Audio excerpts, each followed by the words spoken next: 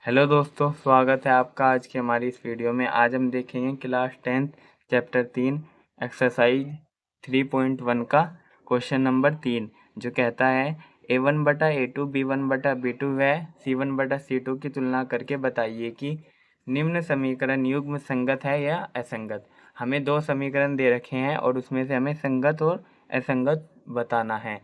हमने पिछली कई वीडियो में आपको संगत और असंगत की पहचान बताई है, फिर भी एक बार हम रिवीजन के तौर पे आपको समझा देते हैं। यदि A1 बटा A2 और B1 बटा B2 बराबर नहीं है तो समीकरण युग्म संगत होंगे। यदि तीनों बराबर हैं तो समीकरण युग्म तब भी संगत होंगे। लेकिन अगर A1 बटा A2 B1 बटा B2 तो बराबर है, लेकिन C1 बटा C2 बराबर नहीं है, तो ऐसी स्थिति में जो समीकरण युग्म होंगे वो हमारे पास असंगत होंगे। तो देखते हैं इसका पहला पार्ट जो दे रखा है 3x प्लस 2y बराबर 5 और 2x माइनस 3y बराबर 7। तो यहाँ से हम A1 B1 व C1 निकालेंगे। तो A1 हमारे पास है 3, B1 हमारे पास है 2 और C1 हमारे पास है 5। यहाँ से हम A2 B2 और C2 निकालेंगे। तो A2 हमारे पास है 2, B2 हमारे पास है माइनस का 3 और C2 हमारे पास है 7। अब हम इनकी अनुपातों की तुलना करेंगे, यानी A1 बटे A2। तो ये कितना आ जाएगा हमारे पास 3/2, 3/2। और आगे हम निकालेंगे B1 बटे B2। ये कितना आ जाएगा 2 बटा माइनस के 3, यानी 2/-3 जो हो जाएगा -2/3। अब हम क्या देख रहे हैं? हम देख रहे हैं कि यहाँ पे A1 बटा A2 बराबर नहीं है B1 बटे B2 के, चूँकि A1 बटा A2 बराबर नहीं है B1 बटे B2 के। तो ये कैसा हो गया हमारे पास? ये हो गया हमारे पास संगत समीकरण युग्म। क्या हो गया? संगत। अब इसी का अगला पार्ट देखते हैं, वो है 2x माइनस 3y, यानी A1 हमारे पास 2 है, B1 हमारे पास माइनस के 3 है और C1 हमारे पास है 8। इसी तरह 4x माइनस 6y बराबर 9, यानी A2 हमारे पास 4 है, B2 हमारे पास माइनस के 6 है और C2 हमारे पास है 9। अब इसमें हम इनके अनुपात निकालते हैं। तो A1 बटा A2 हमारे पास कितना आ जाएगा? 2/4, 2/4, जिसे हम लिख देंगे बराबर करके 1/2। फिर इसी तरह B1 बटे B2 हमारे पास आ जाएगा -3 बटा -6, -3 बटा -6। ये माइनस से माइनस कैंसिल और ये हमारे पास आ जाएगा 1/2।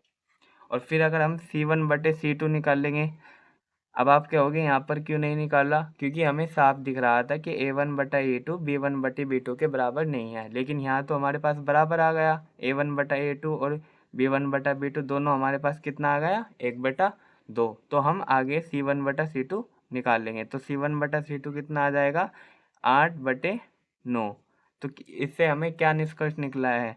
हमारे पास निष्कर्ष निकला है A1 बटा A2 बराबर है B1 बटे B2 के, लेकिन C1 बटे C2 बराबर नहीं है। और हमने बताया था तब जब इस तरह की स्थिति होती है तो हमारी जो रेखाएं होती है वे समांतर होती है और जो समीकरण युग्म होते हैं वे वो असंगत होते हैं। कैसे होते हैं? असंगत। तो दूसरे वाला हमारे पास कैसा हो गया? असंगत। इसी का ही तीसरा पार्ट हम देखते हैं, जो कह रहा है A1 हमारे पास B1 और ये C1। A1 हमारे पास कितना है? 3/2। B1 हमारे पास कितना है? 5/3 और C1 हमारे पास है 7। इसी तरह A2 हमारे पास है 9, B2 हमारे पास है -10 और C2 हमारे पास है 14। अब हम इनका अनुपात निकाल लेंगे। तो A1 बटे A2 हमारे पास आ जाएगा, ये हो जाएगा 3/2 और ये इसके बटे में आ जाएगा, ये हो जाएगा गुना 9। तो ये कट जाएगा, 3 एकम 3, 3 तिया 9, ये हमारे पास कितना आ जाएगा? 1/6। इसी तरह हम B1 बटे B2 निकाल लेंगे। तो वो कितना होगा? 5/3 और नीचे गुना कर देंगे माइनस के 10 की, तो ये कट जाएगा 5 एकम 5 और ये हो जाएगा 5 दूनी 10। ये कितना आ जाएगा माइनस के 1/6। सेम वही कंडीशन बन गई जो पहले वाले पार्ट में बनी थी। कौन सी वाली कि A1/A2 बराबर नहीं है B1/B2 के। तो ये कैसा निकाय हो गया हमारे पास, ये हो गया हमारे पास संगत निकाय। ये कैसा हो गया संगत।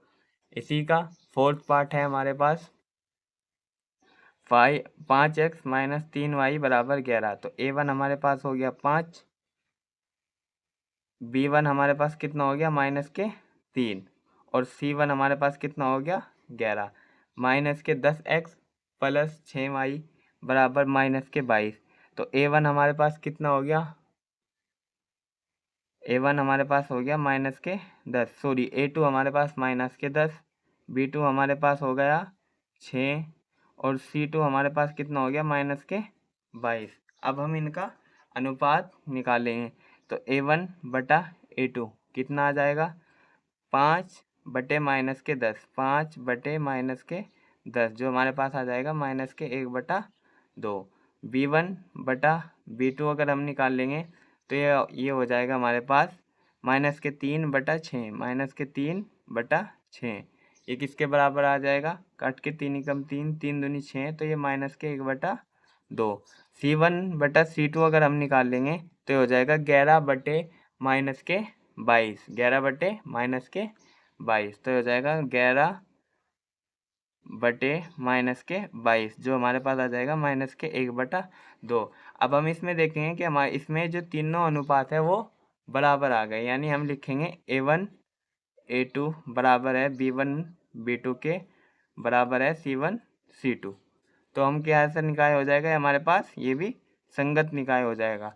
ध्यान रखना जब रेखाएं समांतर होगी असंगत तभी होगा, यानी ऐसे समीकरण युग्म जिनका कोई हल न हो, जिनका कोई हल नहीं होता वे असंगत होती हैं। यदि किसी का अनेक हल हो या फिर एक हल हो तो वे सारे कैसी होती हैं संगत।